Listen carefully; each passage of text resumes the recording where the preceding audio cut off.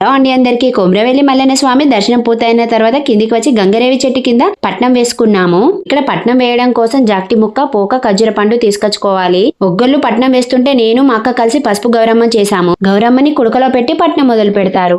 ఆ మల్లన్న స్వామి కథలు చెప్పి పట్నం పూర్తి చేస్తారు. గుడిలో కాబట్టి పట్నం 20 నిమిషాల్లో పూర్తవుతుంది. చివరగా పట్నం మీద అస్తాలను వేసిన ముగ్గును పొలంలో చల్లడం కోసం ఇంటికి తీసుకొచ్చుకోవాలి. ఇక్కడ ఎటు చూసినా ఆచారవంతులు డోలు డమరక సౌండ్స్ తో మారుమోగుతుంది. అంతా చూస్తుంటే నాకు మాత్రం కుబుసంసు వచ్చాయి.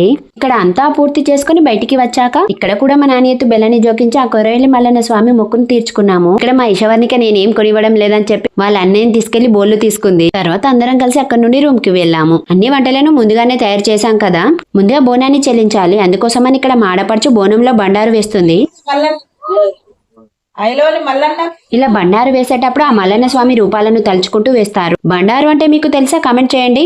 తర్వాత ఇలా 5 పడీలలో పరమాన్నం, వండిన పదార్థాలను అన్ని వేస్తాము. ఇప్పుడు నీళ్ళారగించి మొక్కిన తర్వాత ఒక పడిని ఎప్పుడైనా ముందుగా అగ్నిదేవునికి చూపిస్తాము. మార్నింగ్ నుండి ఎవరం ఏం తినకుండా ఉన్నాం కదా, అందరం కలిసి భోజనం చేశాము.